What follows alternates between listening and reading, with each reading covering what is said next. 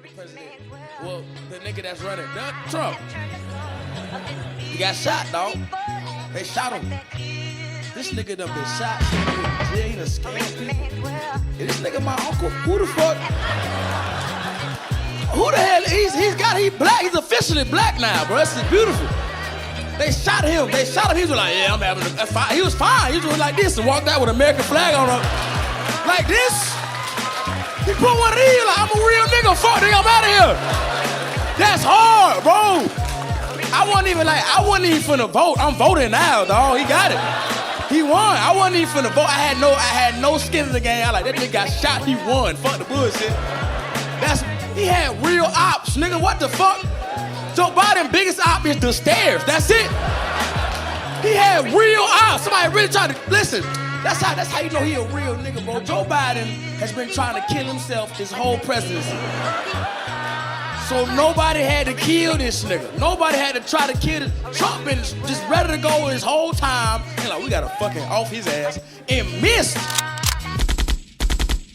Wow, what was that? Welcome to another episode of the I Hate This Industry podcast. I am your humble and handsome host, Steven Almeida, and I'm with my good brother, the architect of the GOAT print, Darrell Reese Jr. What's good, bro?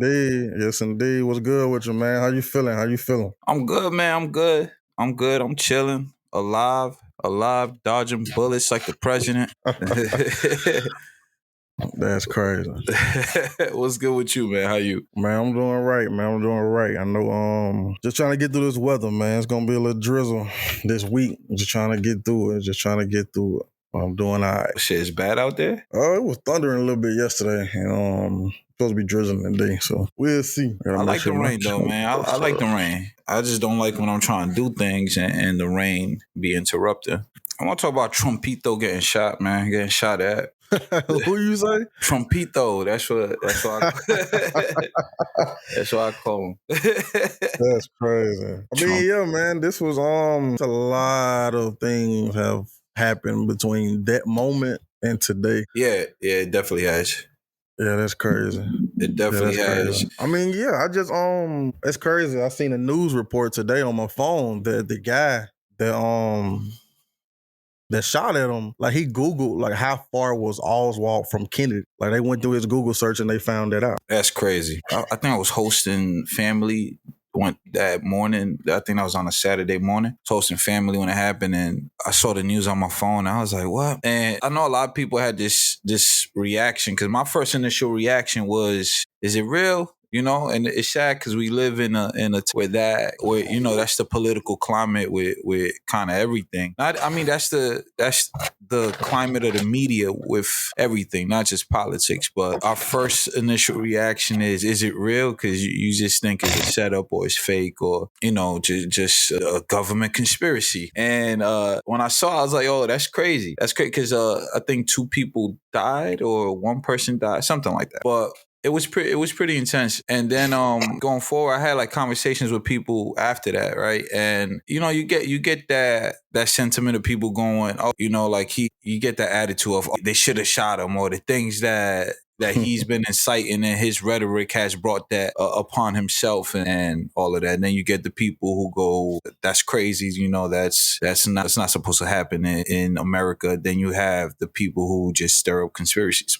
So I had like every single one of those conversations after this happened. My take on it was simple. It was, there's no room for political violence in America. We can't champion it. We can't encourage it. We can't, you know, because that goes against everything that we kind of stand for. Like we can't be killing presidents on camera and then treating it like it's regular. I think people are so desensitized in America that they saw that happen and it was just like a regular news article to them on regular news headline where it's like, this is some serious shit. It shouldn't be taken lightly. And on top of that, whether you like him or not, you know, because if it was somebody up there that people liked, that you liked, and that happened to, you know, you have a mixed reaction to it. So it's like, there's no room for political violence here because it just violates everything. And then we get lost and people don't realize it brings in an opening for civil war, which is already conversations that have been had in recent times in this country. Oh, yeah. I think people don't understand the ramification that president in this time, in this generation getting shot on camera. Like, of course, we had the situation with Kennedy. We had moments in the past that were captured, but we live in a social media society. And of course, when it happened, you go to Twitter and what you see, jokes. I ain't gonna lie, a few of them was funny.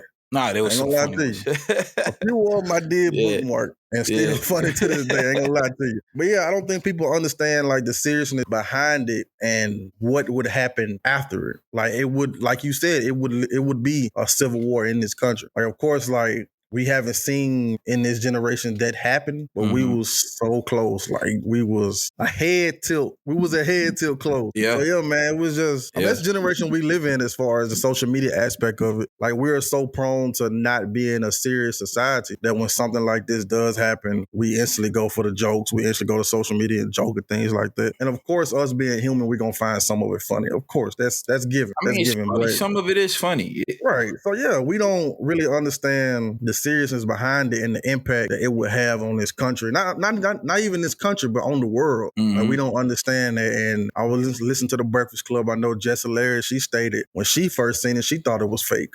I think Charlamagne uttered that he knew it was real and things like that. And in my mind, I'm like, okay. I had a few question marks still to this day about it, but I don't think it was fake. But I do have like my own sentiments. I do have my own thoughts and question marks about the situation. But I don't think it was fake by any means, though. I don't think it was fake either. And yeah, our government is not above doing some shit like that. So I'm not saying it's not possible, but we shouldn't treat it like it was fake either. But what I found hilarious, again, they all moments shot are funny. They interviewed, I don't know if she interviewed or she just stepped out to make a statement as soon as possible, which was I think she was the supervisor of the Secret Service. I think her name is Kimberly Chester. I think the woman they just fired. Yeah, she resigned. She didn't get fired. She resigned. Kimberly Chester, I believe she was the supervisor, she was the head person in charge of the Secret Service. And when the shooting happened, she came on to some news platform and they asked her, it's like, people are calling for you to resign, because of the lack of, I guess, urgency or lack of safety provided for Donald Trump. And she said she takes full responsibility and all of that, and that it does fall on her. And she says, I will not resign, right? She's like, I will not leave my position. I'm going to make things right, and we're going to move forward to it with everything. And then, like, I think a day or two ago, I see the headline that she resigned, and I was like, regret to inform you that I have resigned from my position. And I'm like, yo, this is entertainment. I get it, because it's like, what? It's not even crazy that she resigned. For me, the crazy part is her saying she wasn't gonna resign. That was the crazy part for me, because it's like, bitch, is you crazy? I mean, not bitch, but bleep. Like, you know how bad I want us to incorporate bleeps in this podcast? Yeah, no, we go through. We gotta have some whiskey before I get on here and start talking crazy. Yeah. But I'm like, is you crazy, woman? Like, the former president just got shot at on national TV. You is fired, whether you want to resign or not. And I'm just like, so when she resigned, I'm like, yeah, no shit. The fuck? I'm not gonna resign. You gonna get fired. There's no way you don't lose your job. You failed at when you failed at the thing that your job is, you failed at it in the worst way. So, I mean, shout out to her, man. I hope she gets another job. But not to shut up. That's crazy. That's crazy. But yeah, man, fast forward. Like, we have seen the decline of President Biden over the years. Everybody have seen it. Everybody have seen it. It's given. Like, we have seen the great dry up. We have seen it. And over the past few months, especially during the debate, and him, like, of course, he's an older guy. He's an older guy. So he'll forget names and things like that. But over the years, we have seen a decline physically, mentally. We have seen it. And he announced recently that he's not running for re-election. He's not running towards anything. He's crazy. He's not running for nothing. He actually got a speech today. I think he got a speech today that I'm going to watch. No. But yeah, like, it was given. And like, I'm hearing, like, of course, this is, please don't get your news from me or us. But yeah, like, I thought I saw that it was donors that was like, hey, we're not going to continue to donate to this campaign until you like step down, down and we figure out what's next after that. Like, that's what I heard myself. So it was given. That situation was given, and him passing the baton, him endorsing Kamala, that was given as well. Because again, you have this person that has, I ain't gonna say been in your shadow, but you had this person that has a sense of excitement, a sense of urge, a sense of okay, if we back her, not only can we reach these demographics, we have someone that can go up against Trump and match his level. So yeah, it's gonna be interesting to see how this play out in the next few months. It's gonna be very interesting to see. Like, all I can say is just buckle up. Please buckle up. It's gonna be Biden didn't even know he was president for all this damn time. This man's just standing up at podiums and blubbering nonsense half the time. And I'm not a political guy anymore, so my political takes, take them with a grain of salt. You know what I'm saying? I never was. Yeah, so it's just this. Biden wasn't a good president, and I'm not even the biggest fan of Kamala, but anything is better than Biden, and that's sad to say. But Kamala gotta rev it up, man, and she really want the people behind her. I think we in a tough position as a nation and as a country, and I know there's people who just want to vote for preserving democracy. There's people who just don't like Trump, so they vote the other way, or you have it going the other way. There's people who gonna vote for Trump just because they like certain things he's saying. But we in a tough situation, very tough situation as a nation. I encourage everybody to go out there and vote, and know what you're voting for and why you're voting. It's important to know what's going on. I mean, yeah. Well, what buddy said, can't think of his name, from the Onyx. Do the knowledge. Do the knowledge, man. Do the knowledge. Yeah, so that was our political takes, because believe it or not, America is an industry. Indeed it is. But yeah, man, what else you want to touch on next? I want to get into something, man. I don't know, have you been following what's been going on with Elliot Wilson? I have. Seen the tweets. I seen the interview he did with Bag Fuel. I seen the clips, but yeah. Yo, I was reading some of the comments, and yo, y'all gotta put some respect on Elliot Wilson's name, first off. I see some crazy comments, and I'm just like, it can't be people that really know this guy's catalog and what he's done for hip hop culture and journalism culture just in general. I seen some crazy disrespectful tweets about Elliot Wilson. So apparently, I didn't know this. Apparently, he was on DJ Axe platform and said something wild about Charlemagne. So I saw that. I don't know if that's how accurate that is. This was a while back. I just saw it today, so I can't even really, I didn't dive into it. But I know Charlemagne shot at him on the Brilliant Idiots for whatever reason. Charlemagne's perspective was certain legends should be left off lists, and this is referencing the Complex list that came out. They had Elliot at 5, I think Charlemagne at 4 or 3, something like that. And yeah, I think he was at 4. Yeah, DJ Academic was 1, Joe Budden was 2, Castanet was 3. Yeah. Charlemagne was 4. Elliot was 5. Yeah. And he said Elliot ain't deserve to be on there.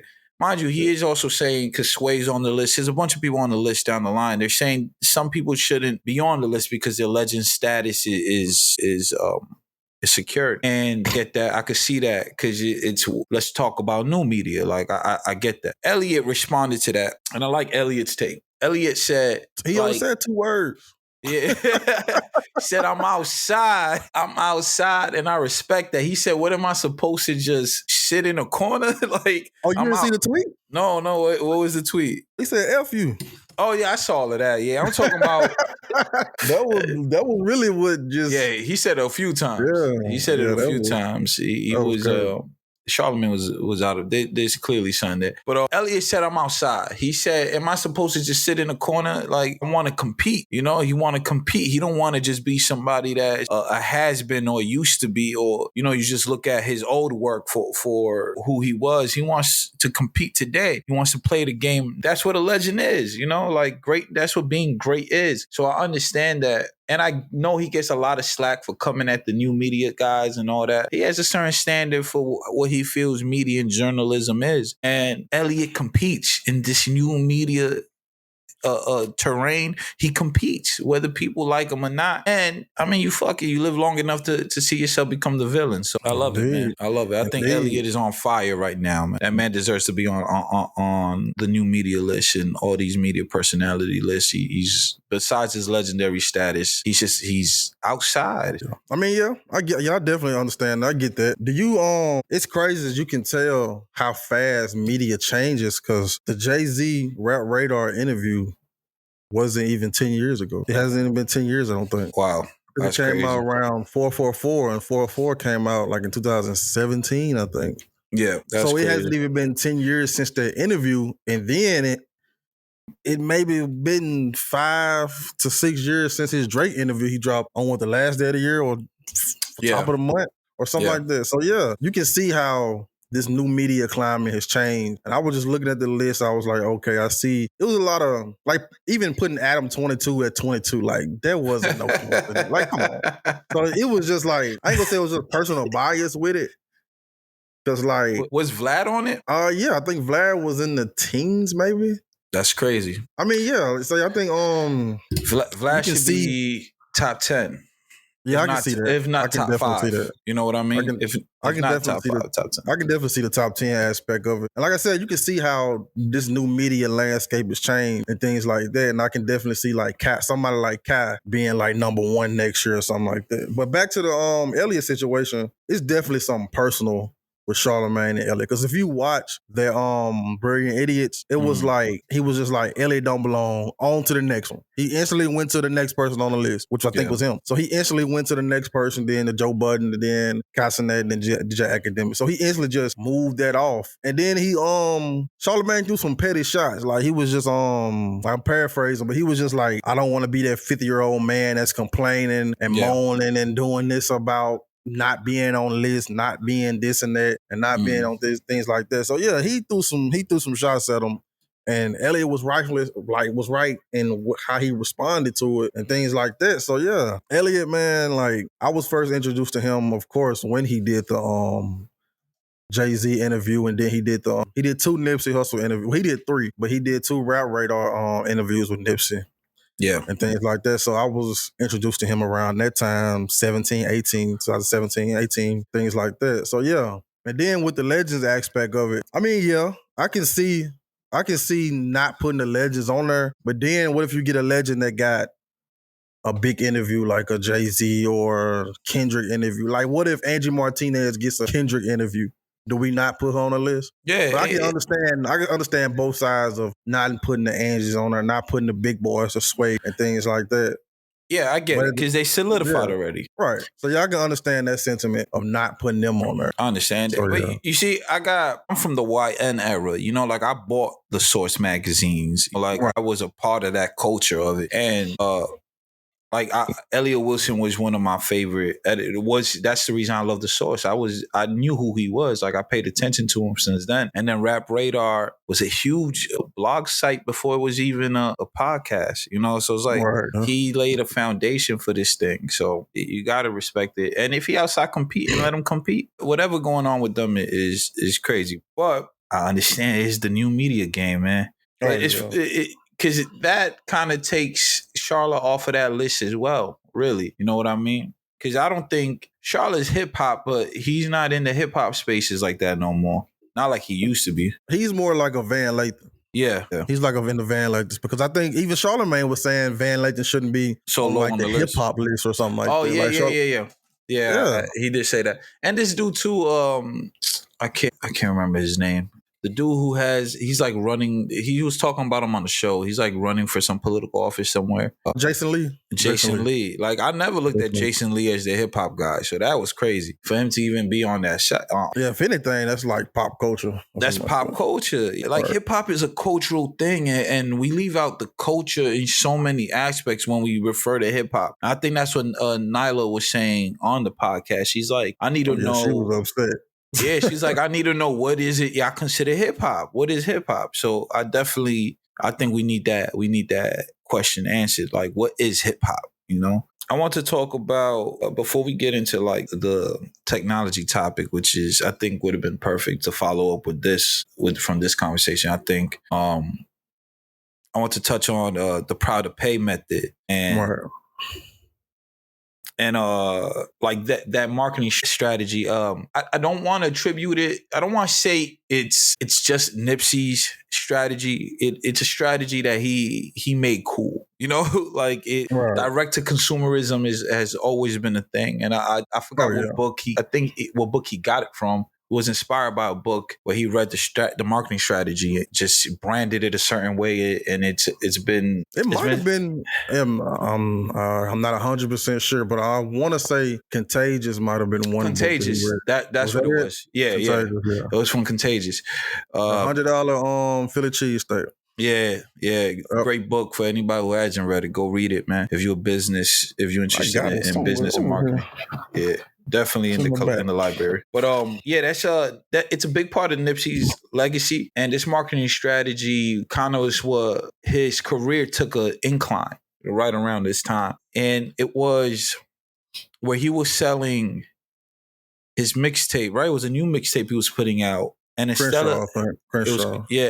of selling it or giving it out for free on websites, instead of selling it for $5 or whatever it was, he sold each mixtape for $100, right? Absolutely. And I think, was that the one? That one didn't do so well, right? That one did okay, and then the next one did really good, right? Or was Crenshaw the one that did really, really well? It was I'm not 100% sure on that, but it was the one that Jay-Z bought, I think. Jay-Z bought out of nowhere. He supported on that one. Yeah, and it was word of mouth. You know, it was getting around that Nipsey was doing this, and one of the biggest artists that supported him was Jay, which gave him that cosign, and Jay bought 10, which was $1,000, right? $1,000. And you figure you make $1,000 off of 10 mixtapes, you know, that's a win. That strategy you set the price, you set the value of your product, and then you give it to the people, and you give people the option to, because what also Nipsey did was that he then released the music. Right. He then released it for free. So consumers still had the option to pay the $100 or just download it for free. And he had so many consumers and so many fans and so many customers who did buy it for $100, which proved this theory. You know, it was a proof of concept. And he, like that just has evolved over the time. Sadly, he was taken away before I think we saw the real genius of it. I look at an artist like La Russell who does the same thing, and his strategy is so unique because what he went on to do with the Proud to Pay method was he lets you set the price of what you think the value of his product is. And you could buy it off. I think there's minimums for certain items because I think he has to cover a certain amount, but essentially you could get things for free. You just pay the mailing fee. Yeah. And you can get equity in it too. And you could get equity. He offers equity. So he took this marketing strategy and evolved it. And I know it's something that me and you have been talking about implicating for this next project, for this album. So yeah, man, talk to me about that. What inspires you about that Proud to Pay method? I mean, it was just like for me in college, that's when I first heard about it. Like, I mean, he been did it, but that's when I was just studying up on it. Because when I was studying Nipsey back in college, and I was just looking at the entrepreneurial spirit and the hustle that he was doing. Like, it was that get it out the trunk method. It was passing around. Crenshaw was passing around. Slauson Ave was passing around LA and across the country. Like, it was that. So that what motivated me the most in that aspect. Because I always been come to my website. Let me give you an experience. Let me give you this type of product that you're going to leave with some type of personal connection with what we're building. Like, I always been that. And then just him birthing that and just motivating me through that aspect, I was just like, man, I gotta develop my own. I gotta be able to be some sort of innovative in my own approach and what I want to do similar to the Proud to Pay method. And of course, like me and you, we're currently trying to bounce ideas off each other and trying to figure out how we can implement that into this album. So yeah, man, it was definitely something that I'm gonna forever be motivated by. But then it's this one guy. I can't remember how they met. Nipsey specified it in the interview, but it was Idris. Idris was the guy that integrated the technology aspect into the Marathon store. And he's the guy that owns Spatial Labs, which Jay-Z has invested in. So he's a guy that that knows Nipsey, that knew Nipsey, and helped him integrating certain wearable music throughout his clothing in his store, where you could come in, scan a wall, it'll send you to the website, and it'll give you this experience like, okay, you can pay this, you can get this type of product through our clothing. And they integrated QR codes, they integrated so many things. And you can see the foundation that was built and the foundation that was laid within that process. And of course, Nipsey was sadly taken away from us. And you can only just imagine what could have been. Yeah. Like, I think about that all the time, like what could have been. Like he was working on an album around that time, 2019. He was working on this project that he was gonna give to us. And I just all the time I think about what could have been, but I also look at what he gave us. So I look at what he gave us within the music, within the experience, within the Proud to Pay method. And it's a beautiful thing, man. It's a beautiful thing to witness. It's a beautiful thing to just study on. Of course, it's on YouTube. And just doing your research on it, because the ultimate goal with this music thing, as far as giving it to the public, we want to be able to create an experience around it. Like I always say, me personally, I'm not in a position of going backwards. I'm not in a position of, hey, my music is out now, go get it on Spotify. Nah, I can't let you walk away like that. I can't allow myself to just do that. So we're going to incorporate this type of content. We're going to give you 10 different pieces of content with one record. We're going to give you an experience. We're going to give you a detailed website with a description, with merch, with certain things that we hope to leave you. We hope that you leave this moment feeling a sense of connectivity towards what we're building. And with Lil Russell, like, man, me and Zevin were talking about this approach a while back with what Lil Russell was doing, and he's giving you a concert in his backyard. He's giving you an experience within the people in the Bay Area. Like, he's giving it, and you see him post every day on all these platforms and things like that. And I tip my hat off to him and his team, because they're beasts, man. Right, like what he's doing, and you look at the team around him, his videographer, his editor, his people that help him with the events, the flyers, and things like that. It's a collective. They came together on one accord, and they are currently changing the landscape of how we experience music. So yeah, man, that's a beautiful thing to see, and I hope to just take an innovative approach to what we're building with this project, with this album, with this experience, and everything after. Because though he give you a lot of music, but he also give you an experience within it, and he does it the right way. And if you go to his website, I think it's Good Company. If you go to his website, like you talked about earlier, you can see the experience. You can see, okay, I have set the price for this. Like, you value and you tell me how much you think it's worth, and you support the music, you support the movement and what we're doing. And like I said, man, just a beautiful thing. And him just also giving away equity in the music. Like, I always thought, like, I was just like, man, like, how does that work? Like, how does that, I still don't know to this day. I keep doing my research on it. But I was like, man, how does that work? How does that work on the back end as far as the percentage and things like that? So yeah, man, he definitely somebody I want to interview one day. He definitely somebody I want to meet just to pick his brain apart. Yeah, I think with the equity in the record thing, I believe they just get a percentage of whatever it may be, royalties from streaming, or, you know, because it's also about what the agreement would be. Is it a percentage of the masters? Is it a percentage of streaming? Because I think what he was doing was a percentage of streaming.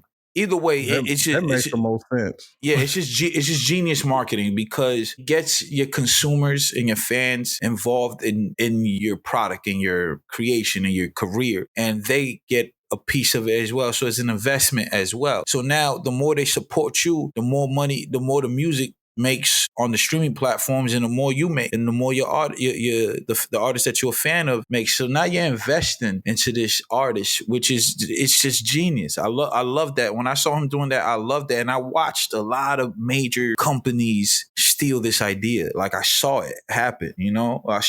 He was one of the first people with it, and then I seen it evolve, and as it should. He also does something it's dope, because it was something I was implicating with Autumn House, and I just never really now I'm revamping it and introducing it another way. Originally, when I had created the incubator program with Autumn House, it was so that artists could make pitches on the website, and then we would decide if we wanted to take the project on or if we didn't. He did that as well, kind of in a sense of for you to be featured on his platform, whether it was the ciphers or the freestyles he was having or to perform at the Peninsula, you would have to kind of write like this pitch. And I thought it was just so dope. And then you then go on to see the footage of those people that would get selected on his platform performing in the Peninsula, which is his backyard, and you see them on the cipher content that he puts on, that freestyle content or that performance content. So it's just dope to see somebody take that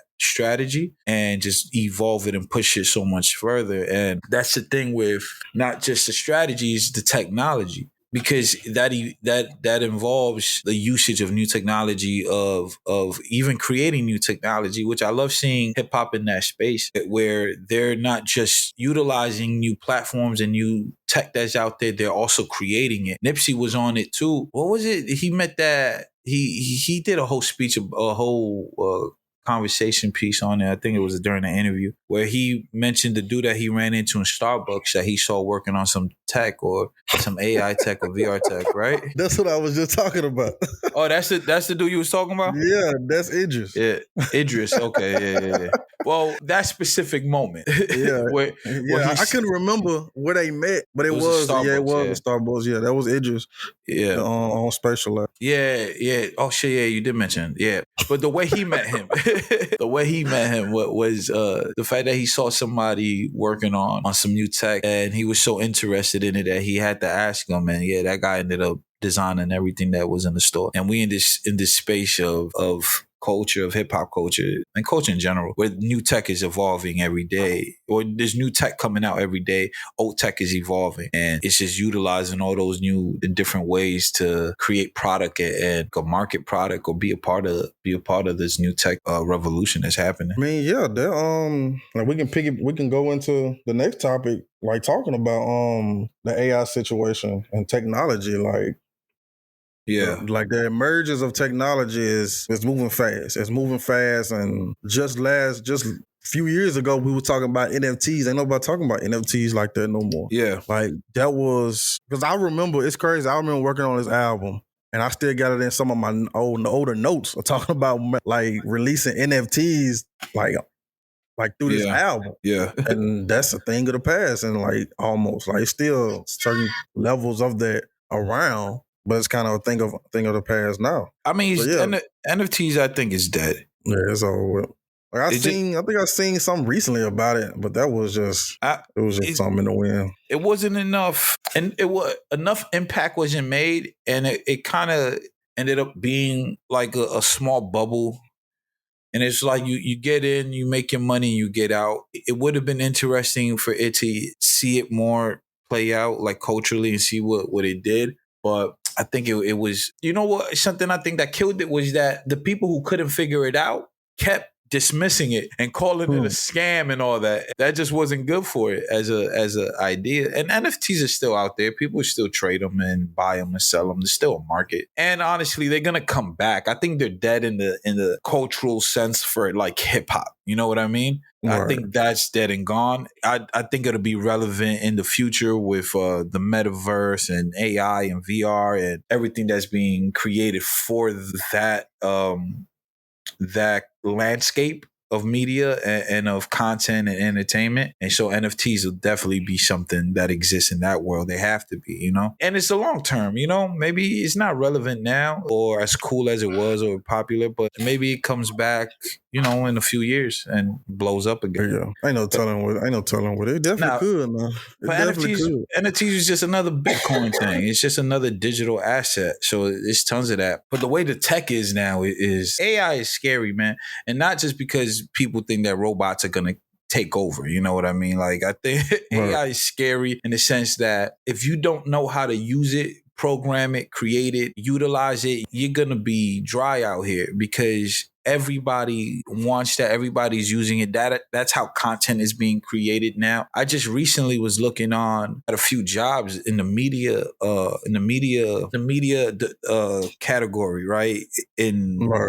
In the market that I'm in the area that I'm in, I was looking at media gigs, and every single one of them asked if you knew how to use AI and which AI platforms and applications have you used and how experienced are you in them. So it's a thing, guys. It's already happening. You won't be, if you're a media creator, and these are local gigs. This isn't like corporate gigs. These are local gigs asking this. This is like, like small. If that's what's happening on the local end, corporate, it's definitely going to be a requirement. Oh, yeah. So you have to get up on it. Everything is done by AI now. Legit. Everything is done by AI. Oh, yeah. I was watching a show called Owning Manhattan, and they was it's more centered around real estate. I've seen that. But yeah, man, it's a great show. It's a good show? Great show. But yeah, man, I was watching that, and they was just talking about like a real estate job, like an assistant job that they was talking about. And it was basically your job is to like integrate AI within what we're doing. Like you have this AI platform that you have like ChatGPT or like OpenAI and all these other platforms in that ecosystem. We need someone to do it. We need someone to run it as far as create the prompt and then initiate it within our marketing, initiate it within our listing and find clients and things like that. And so, yeah, man, I mean, the two AI tools that I have only used for myself is, of course, ChatGPT and generated fill on Adobe Photoshop. Like those two that I've used. And it's another one that a lot of creators that I follow use with Artlist AI. I mean, Artlist IO. And they do it through voiceover and things like that. So I can definitely see that field. Like, I mean, it's a lot. It's hundreds of jobs, hundreds of fields that will be filled with AI, like especially voiceover and things like that. So yeah, man, the emergence of AI is here. Like we are in this climate and we're going to see it a lot during this election cycle and things like that. Yeah. And it's just, if you in this space, just media and like technology or music and things like that, entertainment, if you in this space, you have to find a way to integrate AI in what you're doing because your competition is. And not even 100%. Your competition, people that you know and people that you idolize, people that you follow, they are using it. No matter how small the company of the AI is, no matter what they're doing, they're implementing some type of AI within their company. And again, like within Goldprint, I use AI within the things that I build and things that I do. And I use ChatGPT every day. So yeah, it's just going to continue to grow. I'm going to continue to just utilize things within my company to better build with what I'm doing. I agree. Once something becomes the industry standard, it's basically a need, a necessity to the industry that you're in and what you create. I use it just like you. I use it every day. Use it in everything I've created in the past 2-3 years. I've used AI. I've used different apps and platforms. I use ChatGPT, of course, OpenAI. They're badass. All the integrations of all the other AI platforms and apps that they've partnered with or are working with is just genius, and they're just starting, right? And that's basic. I can't think of the name. I've used the Adobe one as well. I used, not Java, is some other one. Oh, I also used some video. I hate that I can't shout them out because I can't remember the names, but I've made music videos, short 1-minute clips, generated by AI as well. So I've seen what it does. And that was me watching the landscape, to be honest. That was me watching other artists and all that making like these AI videos and going, damn, that's okay. I see what they're doing. That's kind of what's in now. And I want to dip my toes in and see if I could do it, at least on a basic level. And and I was able to. And that's just, like I said, that's just basic. That's content creating at a basic level now is very AI generated. So is the automation of how people post and things they create, captions, like copywriting as a profession is dead. Like it's not necessary. You don't need it anymore. You don't need a person to copyright. If you know how to use ChatGPT, you're a copyright. You know what I mean? Like we're getting at that. I've done cover arts generated with prompts. Like it's in the entertainment industry, it is so helpful. But I see why it's scary for people. Let's talk about that part, because I know I'm very curious of how AI is going to be integrated in music. It's already integrated, man. I mean, yeah, it is. Me personally, you mentioned the cover art thing. I wouldn't do it, but I want to so bad because I know, like, it's crazy. It's crazy because, like, I know the cover art ideas that I have, and I know it'll be easily done through AI things like that. But like, maybe I'm just old fashioned in it and think like with that. But I'm also curious with the mixing aspect, the mastering aspect, and of that in music, as well as getting something as simple as like a choir, getting something as simple as a voiceover to narrate the album and things like that. Like, there's authenticity in that, but I'm very curious of people doing that.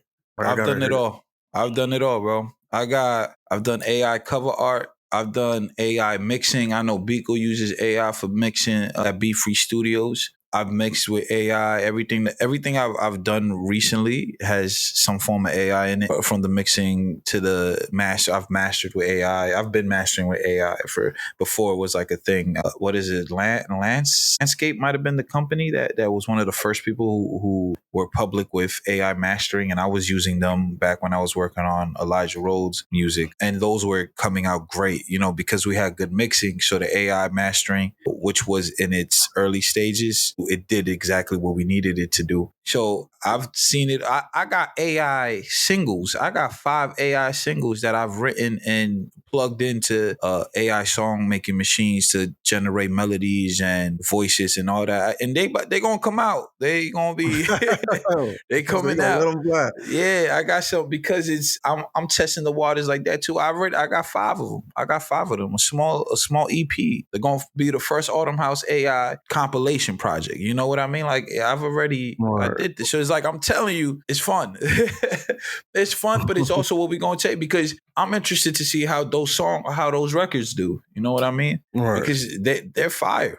They're fire. It took ideas and things that my writing to a new level, as far as me having concepts, writing down like lyrics, first verse, and then having AI assist in the production of it all. It's very interesting, man. And y'all see when I start rolling that out, because I'm not hiding it either, because my thing with it is this is gonna be an AI compilation project, But yeah, it's here. It's in the music industry. I think what's scary is when people start losing work and jobs. That's when I think it becomes something that's very dangerous, and it's already happening. So it's sad. And when it goes into the film industry and all of that, I know that's been a fight for those guys out there, the Actors Guild and all that, because it is when technology that kind of does what writers do, is able to kind of build ideas and concepts and thread things along a lot quicker, a lot more efficient, maybe not as unique as somebody's actual thoughts and ideas, but something that comes close that you can mold. It takes away a lot of work from the people who do that. And even actors and voiceover, like you said, like it's something that changes every day and evolves and grows every day. And you got to get with it, man. If you in this industry, you better learn this shit, man, as it's going. Yeah, got to, man. Got to. Like, yeah. Yeah, I mean, it's gonna take away a lot of jobs. It's gonna build a lot of jobs. It's gonna bring in revenue to these industries that we have never seen before. So we just gotta get with it, man. Can't get left behind. Just gotta get with it.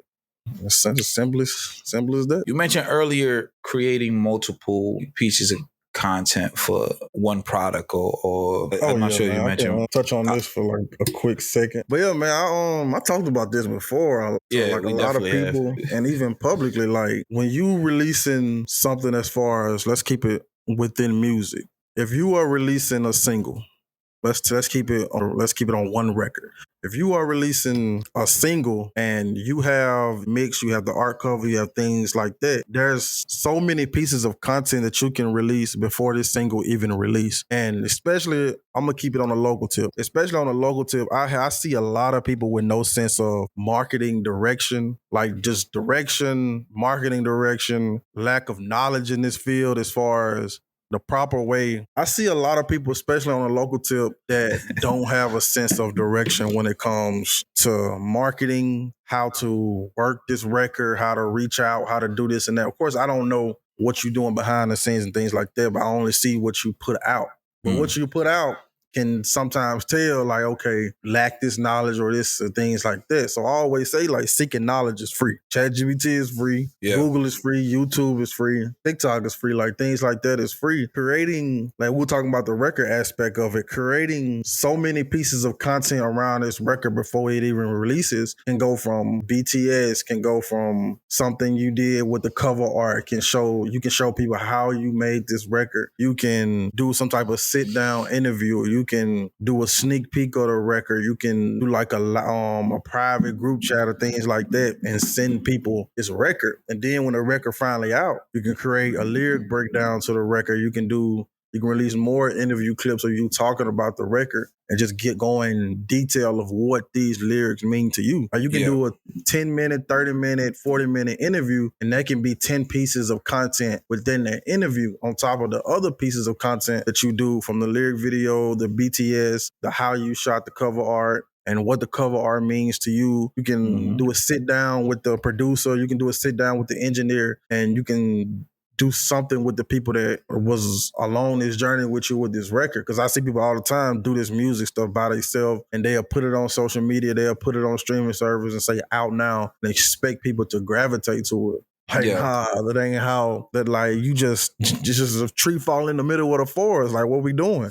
So you have to create some type of marketing strategy behind your music, your single, your EP, your album to gravitate people towards what you're building. Because even what I'm doing, like I haven't been the most successful at this music stuff and things like that, but I also have some knowledge and some tools to see what, not necessarily what works, but some level of action has been done on my part to see like, okay, we can do this, we can create this content. Because me, if you see me release any type of records or collaborate with an artist, you're not going to see just that record and things like that. You're going to see multiple videos, you're going to see an article, you're going to see so many levels of content behind this one piece of art, And I see people all the time, like on a local tip, just drop the music, don't go back to it, then drop more music, drop this and things like that. It's like, man, like at this point, is it a hobby or is it a career? And once you define that, then that's how you move. If you say it's a hobby, then okay,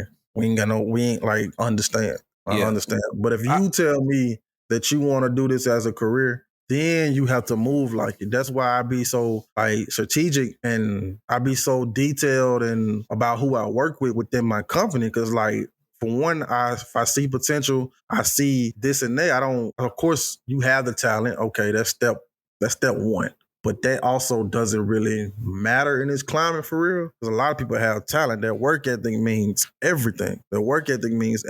So creating an experience around your music, as we mentioned with La Russell, as we mentioned with Nipsey and all artists before them, like creating an experience around the music that's going to live forever, man. I ain't gonna lie. Sometimes it bothers me when I see people create this record and sometimes it be decent. And I'll be like, okay, you could have did a lot behind this, and all you have to do is just hit me up and I give you, I mean, that's just the end of the day, like, all you have to do is hit me up and be like, hey, what can you help me with that I lack? Like, what do you see that I lack? And things like that. We can work out something within Goldprint that we can come together and release this product. I promise you it's going to be way more far advanced than what you're doing. And they don't want to pay. The thing is, everybody hit you up when it's free. Everybody hit you up. Everybody want to work when it's free. Everybody want what you got when it's free. When you start putting the price tag on it, when you start putting the actual value on it, that's when people don't want to work and get it. Because when you're working with amateur artists who haven't taken that step into professionalism, they're working with a different level of budget. Every artist is working with a budget. When you independent, when you're on the come up, when you're on the grind, when you self-funded, you trying to save $1 in every way that you can. And I understand that. And I get that. At some point, if you don't take the investment in your career and your craft and the thing that you're creating seriously, who else is going to? And not even because there's companies that exist like GoPrint Media. There's companies like my company. And I know a few other companies that work with artists. Like, they work with your budget. They work with what you got going on because they know the grind and they know the struggle. So I've done video shoots for $200, $300. I've done entire media packages, EPKs for free, damn near, pretty much for free as add-ons to things. You know what I mean? Because I understand that it's difficult for artists. The moment it changes is when the value on my end increases, the value on the customer's end doesn't increase, and we can't even do business. Never mind if I care about the project, because that's something else. That's an emotional investment. You gotta, as a client, if you come into somebody seeking their services, gotta be willing to pay. And if you just put out low quality stuff, then that's cool. That shit. But that's not. It's not for me to tell somebody that. I tell you, I got consultation prices too. You ain't got to pay for the service. You could pay for consultation, go get the service from somebody else. You know what I mean? Like, you could just pay me for consultation, and I tell you what I believe is wrong, or what I believe you can improve at. That's coming from experience and from a qualified source. So, and a professional source. So it's like, I'll give you the information at a price, of course, because it's hard to give things away for free today, at a price, and maybe you go and work out the best deal with somebody else, if that's what it costs, but that's what it takes. A lot of amateur acts, amateur businesses, all that, why they lack, what separates them from the professional side of things is usually that jump into professionalism, because it takes more of an investment. It takes more effort and more work. And sometimes you just smooth sailing that amateur. And I see it all the time. So I'm not even, my thing is, when I go to work with artists, and I've done it a couple times. I worked with an independent media. I won't say the name, but I worked with an independent media company one time, and what they were paying me was nothing compared to what I was. On top of that, they wanted me to use all my equipment and do the editing. For what they were paying it just didn't make any sense. It didn't make any sense. And I did it still because it was a connection through somebody I hold in high regard. And that person was a part of the situation too. So out of my love and respect for that person. But if we're talking about what should be offered to a business or a creator, what they were asking for and paying at the rate that they were paying, it just didn't make sense. And as a media company, you should know that, or choose a better way to employ your company or collaborate. And that's the thing with collaboration. I love collaborating, but a lot of y'all use that as a way to get out of paying. Like, you want to collab, want to collab, but if you're not going to work as hard as I'm going to work, this is not a collaboration. Absolutely. So, it's a lot. End of the day, man, it's all about seeking knowledge. Like, I promise you, like I say all the time about these free platforms, even platforms that cost, but it's all about just seeking the knowledge, man. Like, and it's like, that's why, again, like, I want to be on some save the world shit, but like, now we going to start, I hate this industry, consultation firm. We going to start charging. Jesus, it's like, man, the Patreon going to be consultation, man. That's really what we should do. It should be consultation. Give some in-depth advice and knowledge and game on what individual could really do for themselves, because we could give general knowledge all day long. It take people to go and seek it. Look at this. We started this podcast one way, and as soon as we was like, okay, we got to upgrade the quality, we got to do this, we got to do that, we went and sought the knowledge. We went and figured out which platform was best for us, what worked best, what provided the best quality. Oh, we got to pay for it. All right, we'll put up some money and pay for it, because we're paying for the quality. What we want is what we want. And if we got to invest in that, then we got to invest in that and create a better product, create something that we feel good about putting out as creators. So we're not above it. We say it because we do it. Yeah. You know what I mean? We say it because we do it. The podcast started one way, and it's going to keep evolving and getting better. So you have to, and I don't understand if you don't. And today, there's something for everything. There's an app for everything. There's like, it's crazy. It's crazy. Like, if you're creating content, buy a good camera. Like, get a good phone. Get a phone. That's all you need. You know what I mean? Get a good phone with a great camera, so you ain't got to buy an extra camera and just use that. There's so many, and that's just simple shit. That's why what we saying earlier with technology, there's so much tech that's available to y'all, civilians and creators, right? If you a civilian, there's so much tech for your everyday life that makes your life easier. If you're creative, there's so much tech out there that helps with your creativity. You a businessman, so much tech out there that help amplify your business and help you build your business up. So you have to take advantage of that. And it's sad when people don't, but I don't care, because they're not paying me. Pay me for my consultation. I mean, that's why I don't really jump into certain things. Yeah, That's I'm over that. I'm over the free game. This podcast exists for free game. All right, we gave it to you for free. So like, yeah. If you want in-depth shit. But yeah, that's why I don't really jump into certain production, to certain things. I like to reevaluate. I like to just sit back and just watch and see what's going on. And like that demand better for yourself topic I got. Like, I ain't gonna get too deep into it, but like I like to sit back, reevaluate what's going on. So it was a situation to where I see what they have, I see what's going on. I'm like, okay, this gonna be good. It's gonna be good. It does not matter what type of equipment you have. None of that matters. The only thing, the most important thing that matters is the person behind the camera, the person that's orchestrating, person that's doing these things. Like that's what matters. Like, you can have a low quality brain with a high production, and the whole production is just gonna be shit. So like, very true. Like I said, I ain't gonna get too deep into it, but I was just like, it was a situation where I had to hold my tongue because like I was there at that moment. Like I was there before, but that was like 2018. So I was just like, certain things I just gotta hold my tongue on, and I was just watching the film. It was a local film, and like I said, when I wrote down this topic, I was like, okay, I'm gonna try to hold my tongue with it. And it was just like that 6th level of knowledge that can be sought, that you can seek out, that enhance what you're doing. Like as far as certain people to watch on YouTube, 3 people to watch on YouTube, and 3 films to watch. Yo, you got the you got the most passive way of talking shit. Because what you're really saying is this person. You're really saying they ain't shit. You say, yo, you got nice equipment. It looks good. You might have decent quality, but you not a visionary. I'm really, gonna hold my tongue, bro. I ain't you gonna really say too much.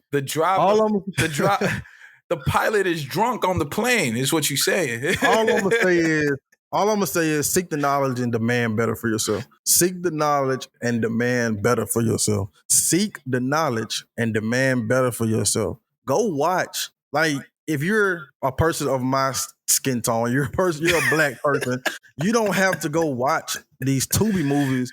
You don't have to go watch these movies that are low quality. You don't have to watch them and say, I'm gonna do something like that. I'm gonna mimic it. Nah, step out your comfort zone. Go watch a Spielberg. Go watch Oppenheimer. Go watch Doom. Go watch The Batman. Go watch a James Gunn film. Go watch. Go back and watch these movies and study them. If you want to keep it in your realm, go watch The Shy. Go watch how Lena Waithe, watch her visionary being put on the screen, how to direct the photography, watch how they color grade, watch how they edit. Like, just listen to the sound, listen to what's being displayed on camera. Write down what you see and watch it over and over and over again. Go to Shot Deck. Go to shotdeck.com. Go find a movie that's on the website, and dead ass. Like, go find a movie that's on this website and look at the camera that was used, look at the lens that was used, but look who did it, and go search them and then up. Look in the mirror and go, that's not me. That is not go you. Study that. I'm putting a lot of pressure on myself with this next film, by the way. With the foundation, I'm putting a lot of pressure on myself. Like, this shit has to be great. Like, this shit has to be of something. You can't tell somebody stop watching Tubi. Stop watching Tubi. Stop watching Tubi. Go watch. Go watch. Demand better for yourself. Again, all you got to do, I promise you, if you go watch Oppenheimer and Doom, watch better YouTube videos. You're watching the wrong YouTube videos. Go watch Danny Gewirtz on YouTube. He just released a movie called I Think I'm Sick. Go watch Doom 1, Doom 2. I still gotta watch Doom 2. Doom 2 is fire. Oppenheimer. Look at the stillness. Look at the brilliance behind Christopher Nolan's projects. Go study it. It doesn't matter. It doesn't matter if he's white. It doesn't matter if he's black. It doesn't matter. Like, go look at the vision that he's displayed on. Of course, we don't have an Arri Alexa camera. We don't have an Arri Alexa Mini. We don't have these lights. We don't have 20 people on set. We don't have this. But we got this. We got our brain. We got that. We got YouTube. We got things like that to go seek the knowledge and take months, take a year if you have to, and apply that into what you're doing. It's taken me 3 to 4 years to even turn on the camera to film my film. I wanted to last year. I wanted to film this film a year before then, but I was not ready.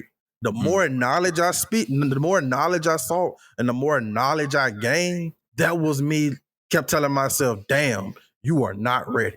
You are not ready. Of course, you have to jump out and swim. You have to go jump out and get the experience. But I promise you, seeking the knowledge will help you so much. Because again, if you're putting out a full body of work as far as a short film, a feature film, or a full movie, that is your portfolio. It's out there. That is where people are going to see you as. So when you get ready to do your next one, they're going to say, what have you done lately? And they're going to look back at that. And the only thing that you can do is continue to trend up. But damn, bro, I be seeing so many people go backward. And I just look at it and I just like, how can I apply that to myself? Like, okay, I see their sound is not of quality. How can I apply that to my film to where my sound is better? My sound is good. My sound is some type of standard to where, okay, we can do something with this film. Because I say all the time, enhance the quality with each release. Me personally, I am not, even the people around me, we are not in a position to go backwards. So each release, we're going to continue to go up. We're going to continue to go up. So again, go study someone out your stratosphere. Don't like study Lena Waithe, study Christopher Nolan. Those are two different directors. One's black, one's white. They both do two different types of films. So if you want to go to the Lena Waithe circuit, that's perfectly fine. If you want to go to the Christopher Nolan circuit, that's perfectly fine. But study the smallest details of their film, their sound, their camera angles, their composure, and things like that. Bro, I am putting a lot of pressure on what the fuck I got coming next. Talking shit, man, but you outside. I'm outside. I'm ready for it. I'm ready to embrace that. I'm ready to get this film situated to where I'm proud of it. Because that's the only way it's going to come out. I'm truly, truly proud of it. Again, the stuff that I'm talking about, like this, it takes years of studying. I'm nowhere near where I want to be. I'm not even close. I'm gonna mess up along the way, but it's about what you do next. Once you get knocked down, it's about how many times you're gonna get back up. And it's about what you do when you get back up. Yep. So yeah, man. It's a fact. Just demand better for yourself. That's what I got, man. Just seek the knowledge. Shut up and work, man. Shut up and work is what he's telling y'all. Shut the fuck up and get the work, man. A lot of y'all talk crazy and ain't doing the work. Y'all watching Tubi films and trying to y'all look nasty out here. I don't know who you talking to, but if your film look like a Tubi film and that you intentionally created that way, loser. Let's create better product, man. Let's stop being trash, yo. Oh yeah, man. I can't talk shit because if I like putting out shitty things. Nah, you know what it is? I'm like from the Wu-Tang era, so I like that dingy and gringy style of like art. So it's like I don't mind my shit being a little. I mean, there's a level of like griminess, not knowledge to that, but there's a level of that's something of substance. That style. It's more style. Yeah, style. Like there's a style to that. Yeah, there's a style to that. Like, don't go saying your record is a classic. Oh, let me stop. Shut up and work. Watch the proper. You ready to get into this game, man? You ready to get into this game? Yeah, let's do it. This is a difficult game, man. I already got my albums out. You got yours? Yeah. No. I got a list. I got a list to pick from. You want to read the rules and all that? Yeah. So we're going to incorporate a new game within this. We're going to incorporate a game within this podcast, just something to have fun with. So we're doing 5 hip-hop album draft game. So within that, each player drafts their ultimate team of 5 hip-hop albums. The goal is to create the best, most well-rounded collection based on different criteria, such as impact, lyrics, production, and influence. So this is it can kind of be like a personal situation. It doesn't have to be like, okay, this is the greatest album of all time and to the public eyes. But yeah, man, so we can do rock, paper, scissors or something. So where we decide who go first, and you will pick, let's say you go first, and you would say, this is my number one. All right, but what's our criteria though? We gotta let people know what our criteria is for the album. I mentioned it. Yeah, impact on hip hop culture, lyricism. Well, I ain't go this deep into it. Impact on hip hop culture, lyricism, production quality, commercial success, critically acclaimed, and personal influence. Yes, Victory Lap is my number one. Okay, so that's off of my list. So it's one for me. Then wait, that's your number one draft, or we not arranging them in order yet? So that would be considered your number one pick. Yeah, that's my number one pick in the draft. All right, so my number one pick is got to be The Miseducation of Lauryn Hill. Okay. My second pick, The Blueprint by Jay-Z. My second pick is gonna be Reasonable Doubt. You take that off my list. Crazy. All right, your second pick is Reasonable Doubt. My third pick is All Eyes on Me by Tupac. Oh, shit. Okay. Damn. It's off my list now. So my third pick, this is where it starts to get. My third pick is going to be, this is a difficult one. All right. My third pick is going to be Speaker Box and The Love Below by Outkast. Okay. My fourth pick is My Beautiful Dark Twisted Fantasy by Kanye. Damn. Okay. My fourth pick is going to be 36 Chambers, Wu-Tang. Damn, I got one more pick and I got a lot of shit on my list. Yeah, That's me crazy. too.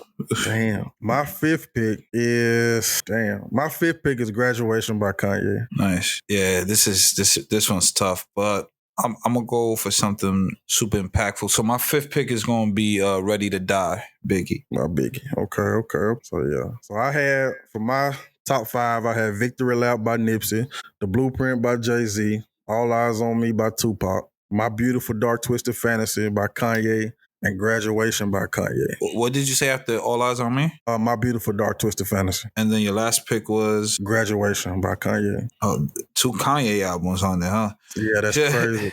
So my first pick was The Miseducation of Lauryn Hill. My second pick was Reasonable Doubt. The Miseducation of Lauryn Hill by Lauryn Hill. My second pick was Reasonable Doubt by Jay-Z. My third pick was Speaker Box and the Love Below by Outkast. My fourth pick was 36 Chambers by Wu-Tang. And my fifth pick was Ready to Die by Biggie. Okay. Now my honorable mentions was College Dropout.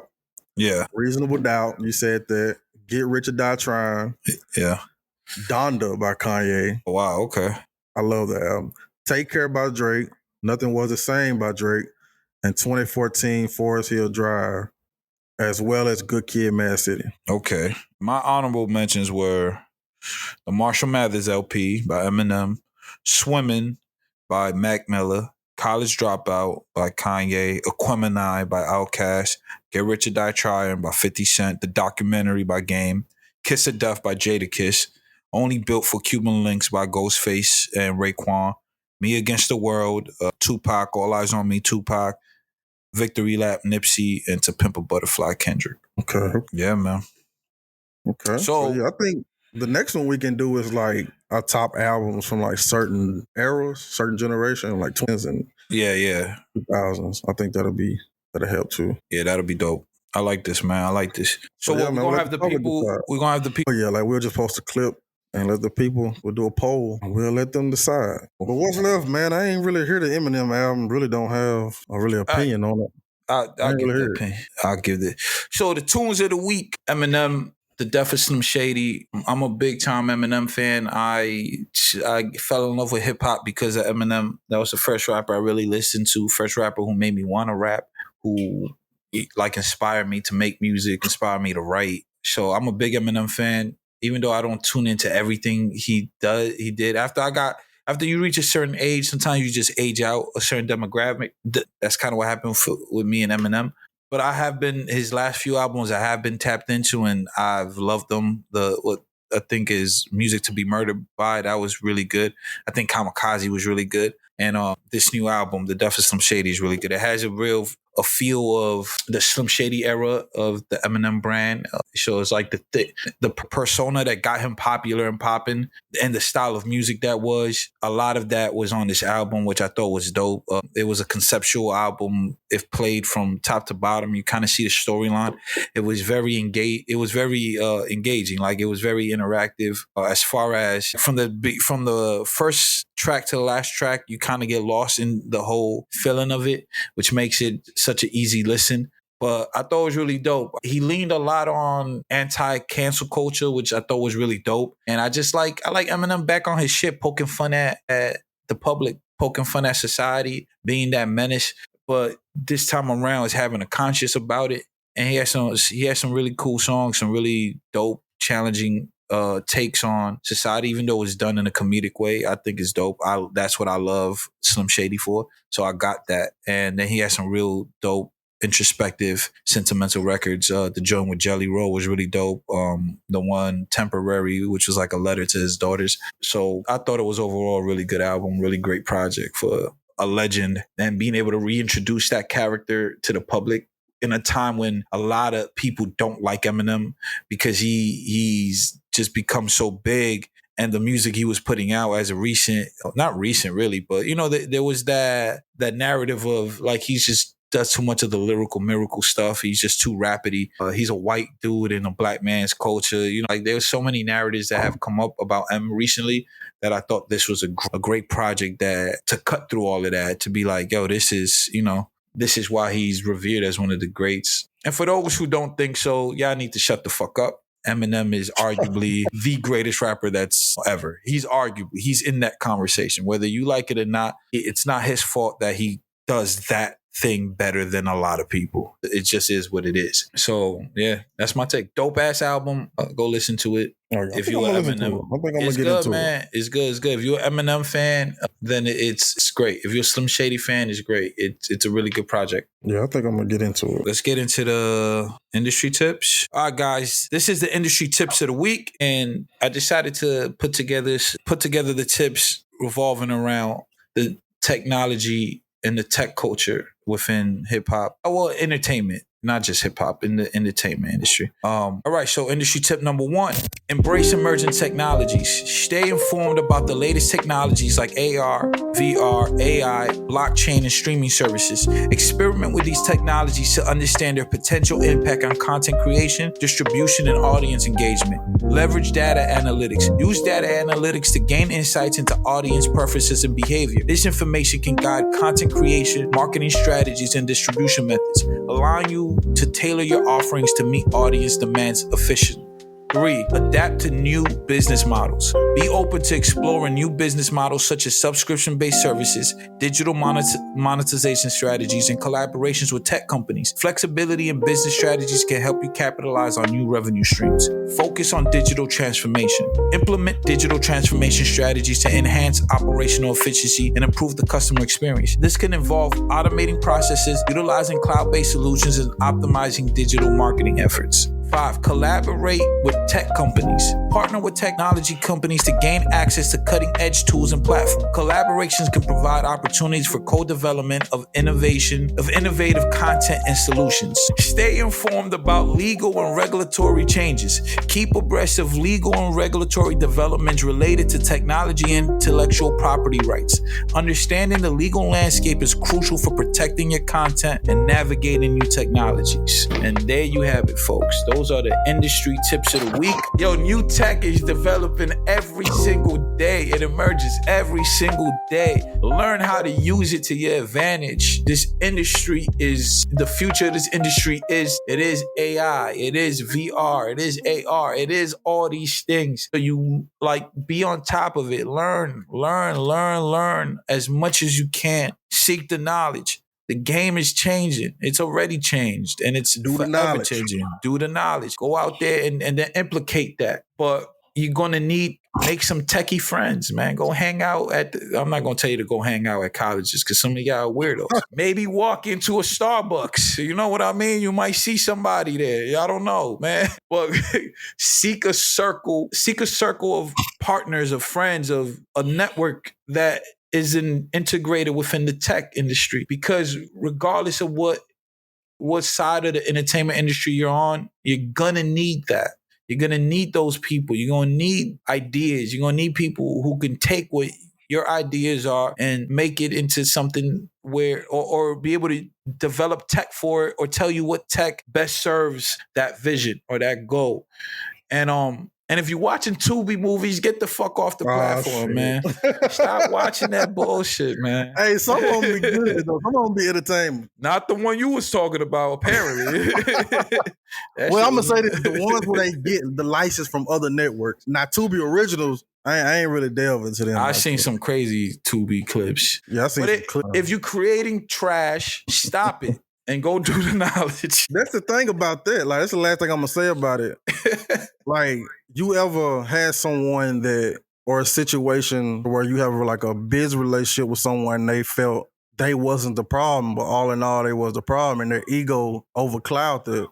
So that's how that can be misconstrued within certain industries, that they feel like they're doing good, or they're doing this, or they don't want to do this and that. I mean, we already know number one is just kill the ego, leave the ego at the door, man. Ego is the enemy. Ego is the enemy. So it's like there's no room for that. I mean, use it for what you need it for, but ego could cloud your judgment, could cloud your perception. Yo, be great, yo. Man. Real quick, go get my book.